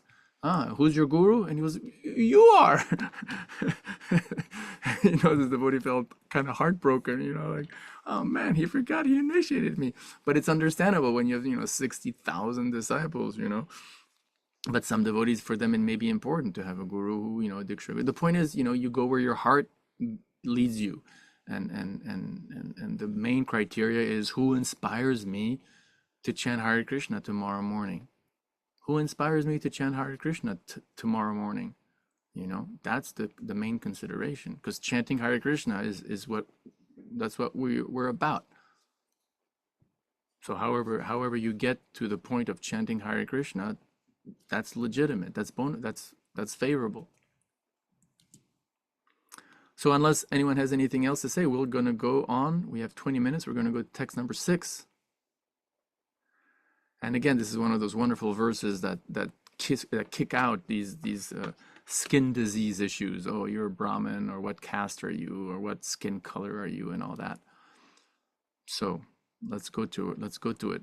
Verse number 6, and maybe someone wants. I'll read the Sanskrit, and Hitika, are you here, Hitika? Yes, you are. So you're next at the mic. I'll just read the verse. Drishtar svabhava janitar vapushascha doshar na prakritatvam bhakta janasya pashid gangam basam na kalubud budafe na pankar brahma dravatvam abagachati nira dharmai. I really wish I knew Sanskrit, you know. If I have to take birth again, I pray that in my next life I can know it, because I'm jealous of those devotees who know Sanskrit, or even those who know Bengali. You know, you go to Bengal and you see these devotees like in Mayapur, for example, they're chanting, you know, the Tulsi Tulasi Krishna Preyasi Namo. For them, it's just like chanting, like singing in Hindi, you know, or singing in English. But for us who don't know Bengali, it's like you have to make this extra intellectual step of translation in the mind. It's not fair. I personally hope, many devotees will not agree with me, but I pray that in every country, the songs we sing, like, you know, Samsara Dava, and then Nishinga, and then, you know, Tulsi and Shiguru Charana, Padma, and, you know, Gora Arti in the evening, are translated and sung in local language. Somebody may say, oh my God, that is blasphemous. I don't agree. I think we need to do this. But anyway, go ahead, Hitika. Maybe you can read the someone raises. I'm saying, Chan, you are doing more than. Prasad is here with us. I'm just saying you are doing far better than many Indians who profess to know Sanskrit and Bengali does. Is it? Take it from me. Yeah, take it from me. I can vouch for my 20-25 years of experience into that. I'm telling you, not a flattery. Not a flattery. Thank you. Yeah, well, maybe Hitika can read the translation, and then actually maybe Bimal Prasad Prabhu, you can read the. Fair enough. So Hitika, you just have it, but it's a large translation, so. Yeah. Hare Krishna, translation. Being situated in his original Krishna conscious position, a pure devotee does not identify with the body. Such a devotee should not be seen from a materialistic point of view. Indeed, one should overlook a devotee's having a body born in a low family, a body with a bad complexion, a deformed body, or a diseased or infirm body. According to ordinary vision, such imperfections may seem prominent in the body of the pure devotee, but despite such seeming defects, the body of a pure devotee can't be polluted. It is exactly like the water of the Gangas, which sometimes during the rainy season are full of bubbles, foam, and mud. The Ganga's water do not become polluted. Those who are advanced in spiritual understanding will bath in the Gangas without considering the condition of the water. Very good. Well, since we're pressed for time, what I'll do is I'll ask, Bimal Prasad Prabhu, if you want to cut in and read, but I would ask you to just read, if it's okay, starting from the paragraph, which is a few paragraphs down, starting with "No one should criticize the bodily defects of a pure devotee."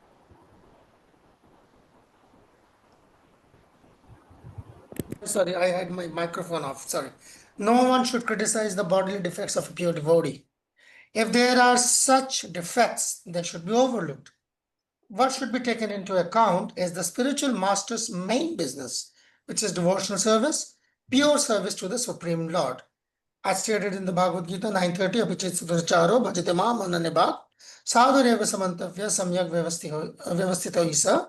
Even if a devotee sometimes seems to engage in abominable activities, he should be considered a sadhu, a good person, because his actual identity is that of one engaged in the loving service of the Lord.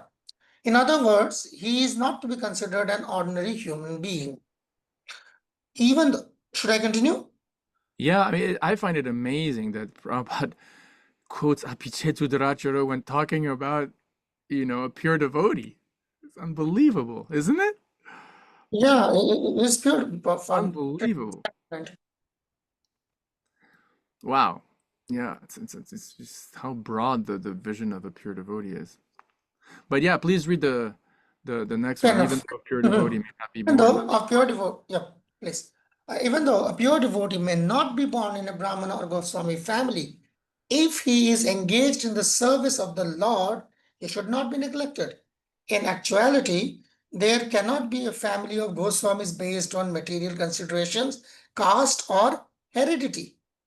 The Goswami title is actually the monopoly of pure devotees. Oh, that's such a beautiful line, isn't it? That is such a beautiful line. The Goswami title is actually the monopoly of the pure devotees.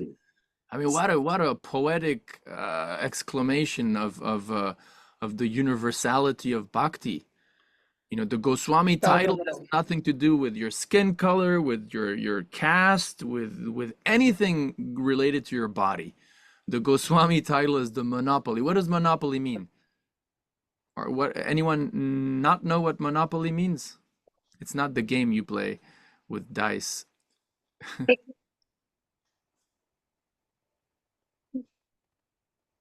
Everyone knows what monopoly is, no? Hitika says no. Monopoly. It's like the exclusivity, the exclusive possession It's or a game, control. Prabhuji. Huh? It's a game. Yeah, that's why I said we're not talking about this game. A game with cards, playing with Yeah, dice. but that's not what we're talking about here. The game is based. Yeah, I hope you're joking. The game is based on the word, which is monopoly, like these huge horrible companies like BlackRock, for example. Or even, I mean, Tata is not so bad. I don't know what, maybe Tata's bad, but how Tata in India has control of like everything from, I don't know, manufacturing baby food to ladies underwear to computer chips to potato chips. I mean, like everything, to cars to everything, right? Tata is like has the monopoly of Indian economy, we could say. Or BlackRock, that's a really horrible conglomerate that is buying land all over the world. BlackRock, so they have the monopoly. So when someone has the monopoly, that means you control the supply or the trade in a commodity, right? Like, I don't know, Dabur has it doesn't have the complete monopoly, but Dabur has a pretty big sharehold of the Ayurvedic medicine, things. You get it. So the title Goswami, like, who owns the word Goswami?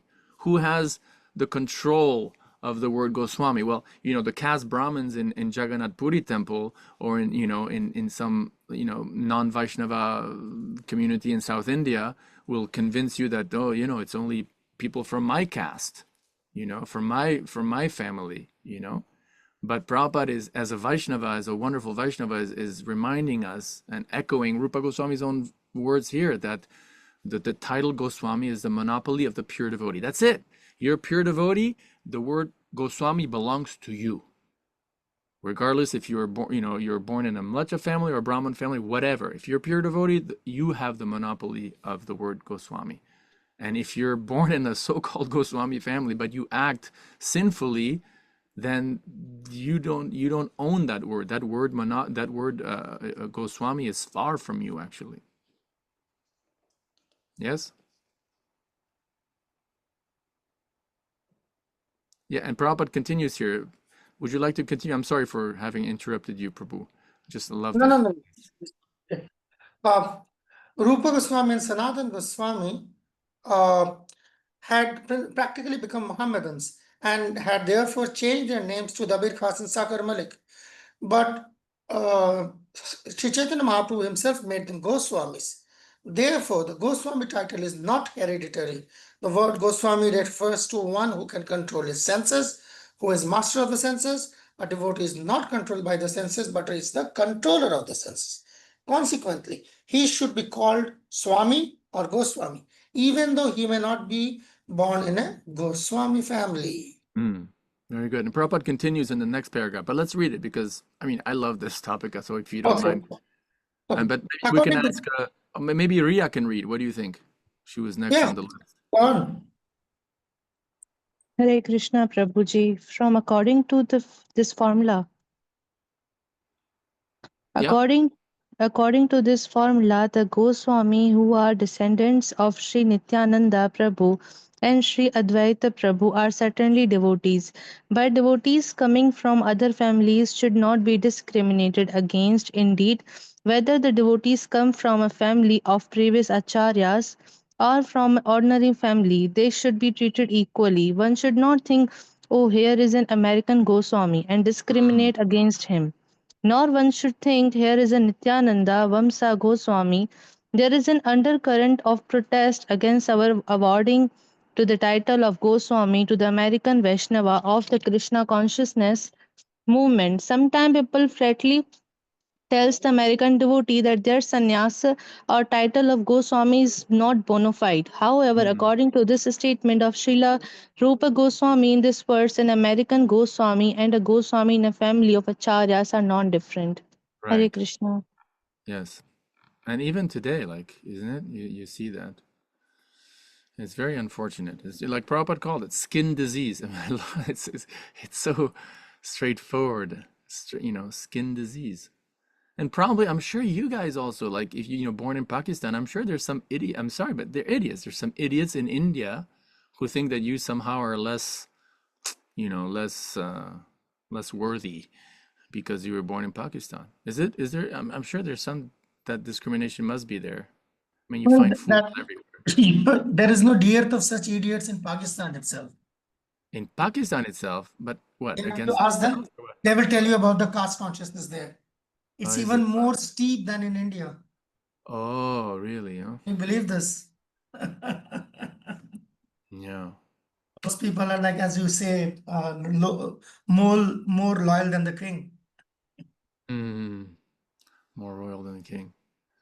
I mean, Narottam correct me if I'm wrong, but Narottam Das Thakur, for example, he was not from a Brahmin family, Was but Kayastha. he was a Kayasta, but he initiated Brahmin boys, right? And they were their parents were there's a whole past story, isn't it? The parents of the Brahmin boys were so angry that some non-Brahmin was giving initiation to these Brahmin boys. Yeah, wonderful.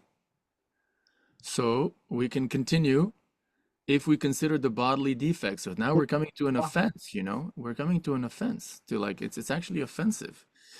So we have after Ria, we have Mehak, if you'd like to read, if you're It was here. Dina who messaged in the. Oh, okay. And Yeah, Doshna raised her hand. Is that to read or to ask a question? Prabhu, I want to read. You want to read? Okay, it's just that we have a list and we're just going through it. So. Okay. But you're in two. You're after two. Like there's Mehak now, and who did you say, Bimal Prasad Prabhu? It was Bina who messaged in the group. Okay. B, starts with B. Yeah. Names are like very overlapping. Yeah. But let's stick to this. Let's stick to this. Fair enough. I'm not interjecting. Yeah. Let's stick to this. And so we have now I'm losing my we have Mehak and then Pinky and then Doshna. Okay. Hare I think that'll Krishna, be enough for Prabhuji. today. Yep. Should I read? Yeah. If we consider the bodily defects. If we consider the bodily defect of the Vaishnava, we should understand that we are committing an offense at the lotus feet of the Vaishnava. An offense at the lotus feet of the Vaishnava is very serious. Indeed, Sri Chaitanya Mahaprabhu has described this offense as Hathi Mata, the mad elephant offense. A mad elephant can create a disaster, especially when it enters into the nicely trimmed garden. One should therefore be very careful not to commit any offense against the Vaishnava. Every devotee should be ready to take instruction from a superior Vaishnava, and a superior Vaishnava must be ready to help an inferior Vaishnava in all respect. One is superior or inferior according to his spiritual development in Krishna consciousness. One is forbidden to observe the activity of a pure Vaishnava from the material point of view. For the neophyte, especially, considering a pure devotee from a material point of view is very injurious. One should therefore avoid observing a pure devotee externally, but should try to see the internal features and understand how he is engaged in the transcendental loving service of the Lord. In this way, one should avoid seeing the pure devotee from the material point of view, and thus one can gradually become a purified devotee himself. Very good. And the same theme comes up again and again in this very purport. Prabhupada says again 2 or 3 times, what is the actual, what is actually important? Is it the caste that you're born, or I don't know, the kind of the color of the color of the borders of your dhoti that you wear, or like what is what is the main factor here in a devotee's adhikar? What is it? Prabhupada mentioned it a few times. Maybe someone who hasn't spoken yet, Sagar, or I don't know, we have a few who haven't spoken. We have Lakshmi, we have Merta. What is the main factor here? Prabhupada mentioned it. We've read it a few times. What's the essence here? What's the real important thing in judging a devotee?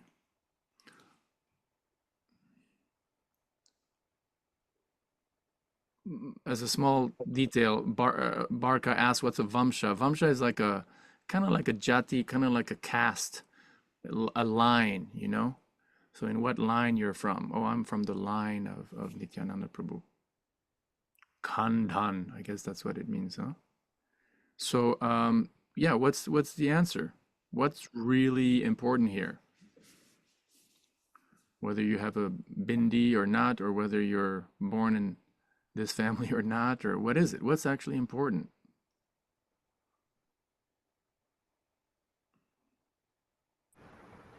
To Krishna take the Priya has her hand up. Oh, who answered? What? Sorry. It's Shobha, to take the shelter of Krishna. Yeah, someone. How much has a devotee taken shelter? And Prabhupada says, like, how much service is that devotee doing? Like, that's the real activity of a Vaishnava is his or her service. Like, you see someone who's who's doing so much service, whether in the temple or at home or chanting the holy name, but someone who's like serving Krishna so much and so well and with so much love, that's what counts. That's the only thing that counts. That's the only thing that counts. I have a friend, he's from Ukraine, and it's shocking. He was telling me the other day, because he was initiated in the Gaudiya Math. I mean, not to say that the Gaudiya, I mean, all respect for the Gaudiya Math, but as a detail, because I guess there's a lot more Indian gurus in the Gaudiya Math than in ISKCON. And he was saying, the Diksha guru, like, I don't mind taking Shiksha from a non-Indian, guru, but when it comes to Diksha, he should be Indian and born in a Vaishnava family. And I was like, dude, you don't have any faith in the power of bhakti, do you? You have no, I didn't tell him that, but I wanted to, you have very little faith.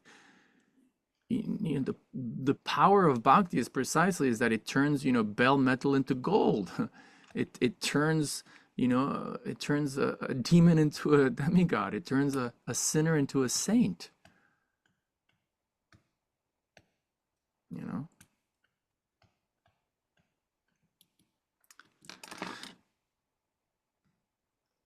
Let's read a little bit more. I think now we have Pinky and then Doshna. Those who think. Hare Krishna. Mm-hmm. Those who think that Krishna consciousness is limited to a certain section of people, a certain section of devotees, or a certain tract of land are generally prone to see the external features of the devotee. Such neophytes, unable to appreciate the exalted service of the advanced devotee. By the way, Pinky, here Prabhupada is actually going to speak about himself. Go on, please. Sorry. Such neophytes, unable to appreciate the exalted service of the advanced devotee, try to bring the Mahabhagavata to their platform, we experience such difficulty in propagating this Krishna consciousness all over the world. Unfortunately, we are surrounded by neophyte God brothers who do not appreciate the extraordinary activities of spreading Krishna consciousness all over the world. They simply try to bring us to the platform, and they try to criticize us in every respect. For example, sorry, we'll read, you'll continue reading, but for example, I think I told you that story. Again, an anecdote by Hriday Nanamar, just because, I know a lot of his anecdotes.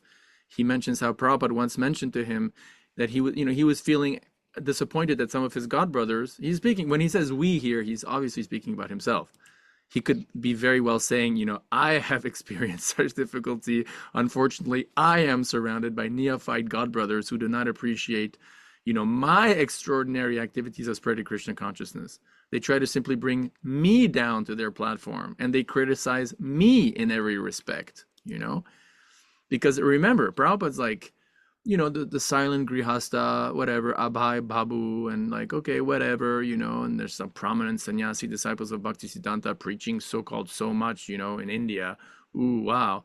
And then Prabhupada like goes to America and just performs a miracle, a miracle, a miracle, a miracle, never to be done again, like never to be repeated, where he just like mesmerizes by his purity thousands of of non-Indian, of white, mostly white, and some Africans, and and his godbrothers, some of them appreciated, some of them like later said, like Prabhupada is we are all eating the Mahaprasad from Prabhupada. One of them said, rightfully so, but some were envious. And so there's that anecdote where Prabhupada probably heard like some godbrother criticizing him that he was traveling in planes. Remember, that he was traveling in planes, and Prabhupada like was just frustrated. He's like they're trying to bring him to his to their platform, and he said, "Should I be such a fool? Should I be such a fool? Imitate Lord Chaitanya and walk barefoot? And not use a plane to spread Krishna consciousness? You know." So remember, like, and now you can continue continue reading Pinky, but here guys, you should realize Prabhupada's talking about himself, and there weren't the sweet dealings with all his godbrothers. There were some there's some serious tension, between some, not all, but some of his godbrothers who just couldn't appreciate his exalted position, because if your heart even has a little bit of envy, then when some of your godbrother, becomes very successful, you become envious. It's like, I have a godbrother, he just took sannyas, actually. He's African. I forgot his sannyas name, but his name is Savyasachi Prabhu. And I remember, like, he started his YouTube channel after, like, 5 or 6 years after me.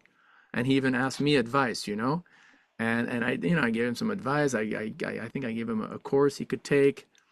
And just the other day I looked, and his channel has like 48,000 subscribers, and It's very popular. Yeah, super popular, and I'm It's still very popular.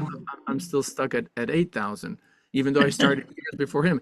And I checked myself. I was like, well, you idiot, why are you jealous? You should be so proud of him. You should be so happy that Lord Chaitanya is empowering him. It's wonderful. It's wonderful. This is great. I mean, more his channel grows, more people are coming to Krishna consciousness, more people are getting Krishna's mercy. How wonderful is that? Who cares if it's you or if it's someone else? Someone else being more empowered than you, it just shows that Lord Chaitanya's mercy is flowing, and that's what counts at the end of the day. So throw away your stupid envy and be actually proud of your god brother. So yeah, please read the end of the paragraph. And they try to criticize us in every respect. We very much regret their naive activities and poor fund of knowledge. An empowered person who's actually engaged in the conditioned service of the Lord should not be treated as an ordinary human being. For it is stated that unless one is empowered by Krishna, one cannot spread the Krishna consciousness movement all over the world. And what is that statement? Prabhupada here is echoing a very, very famous one sentence statement from, well, I'll give you a hint, from Chaitanya Charitamrita. So it's Kaviraj Goswami. So what is that one sentence that, it'd be nice if you guys know this. It's a very famous statement that is exactly this. Unless one is empowered by Krishna, one cannot spread, Krishna consciousness. What is that? What is that one-liner? It starts with Krishna. And Bimal Prasad can't say because you know it. But any of you know this one-liner? This one line, this one wonderful punchline. I'm not expecting actually. You what? Then I'm not expecting because they are not subjected to Chaitanya Charitamrita, and Charitamrita is not also translated in Urdu or any of their local languages either. Okay, so there's this famous saying by Kaviraj Goswami in Chaitanya Charitamrita where he goes, Krishna Shakti Vina Nahe Tar Pravartana. And it's exactly that. Unless you are empowered by Krishna Shakti, you can't spread Krishna consciousness. And actually, as an example, and we'll stop with this because we have, your time is up, but at one point, just as a historical anecdote, I don't know if you know Bimala Prasad Prabhu, but at one point the devotees, for a while, they paid professional Encyclopedia Britannica booksellers. Like in those days before the internet, they used to go door to, you had these Encyclopedia Britannica salesmen.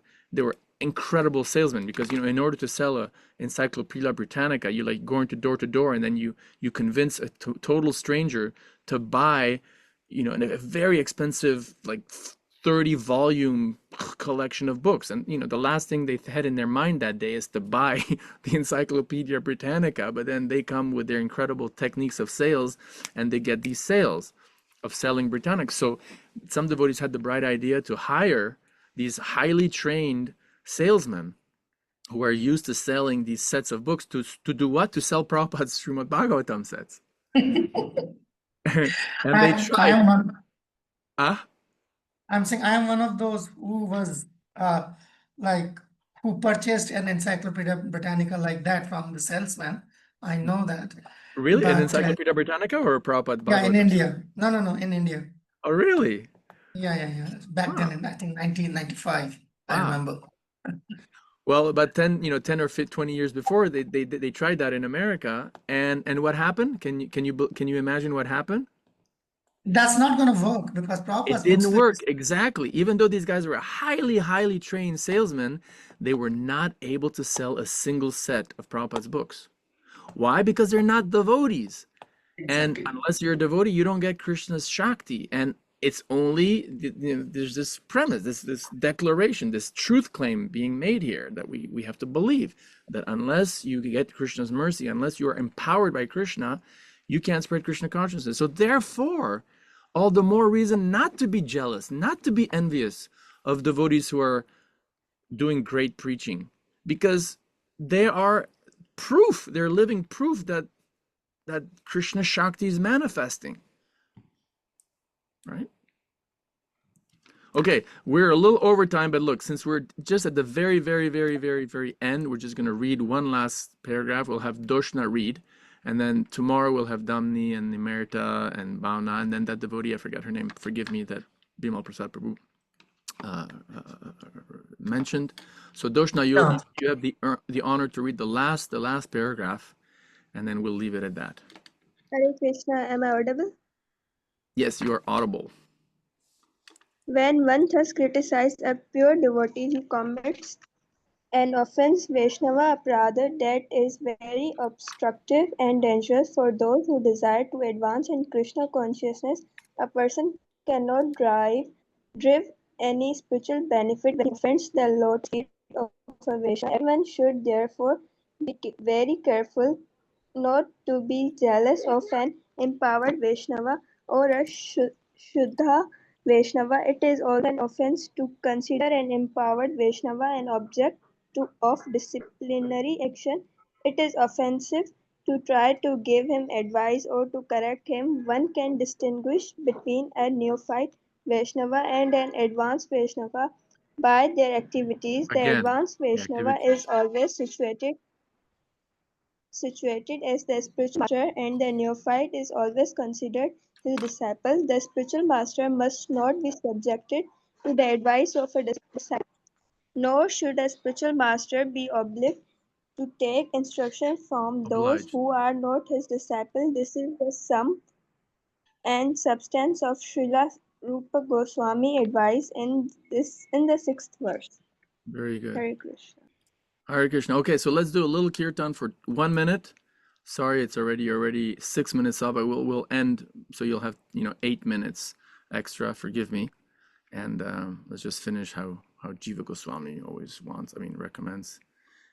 Okay, so I'll mute everybody. Just and by the way, when you lead a kirtan like online, of course the best thing is again to mute everybody, right? You mute everybody, but then whoever's leading on the response, you don't sing, but in your mind though, you have to repeat the mantra, because then otherwise you may forget and you may jump back into the call, into the actual calling of the mantra a little early. So it's good to in your mind, like for example, you just chanted Rama Rama Hare Hare, and then in your mind you silently tell yourself Hare Krishna, Hare Krishna, keeping a beat, so that you can keep in rhythm with those devotees who are singing with in response to you, but with a little bit of delay because of the internet. Kali Yuga technology. Okay, Srila Prabhupada ki jai, Sri Chaitanya Mahaprabhu ki jai. Hare Krishna, Krishna Krishna, Hare Hare, Hare Rama, Rama Rama, Hare Hare.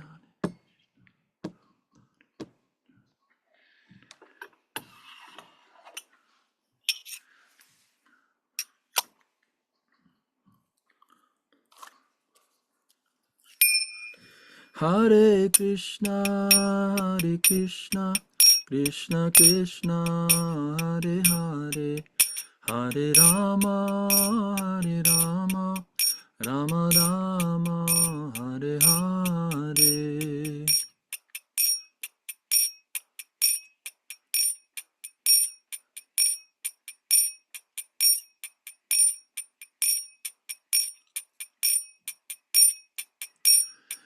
Hare Krishna, Krishna Krishna, Hare Hare, Hare Rama, Rama Rama, Hare Hare. Hare Krishna.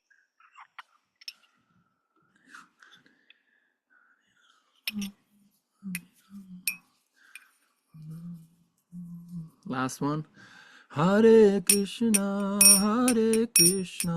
Krishna Krishna, Hare Hare, Hare Rama, Rama Rama, Hare Hare.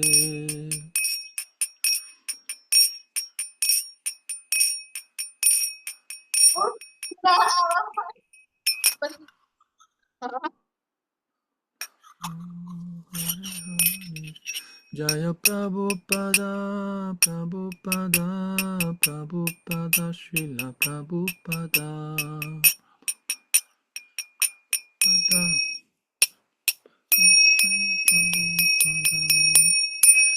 Srila Prabhupada ki jai, Srila Rupa Goswami ki jai, Nectar of Instruction ki jai, Bhakti Shastri course ki, Bhakti Shastri course ki jai, all the assembled devotees jai, and good night to all.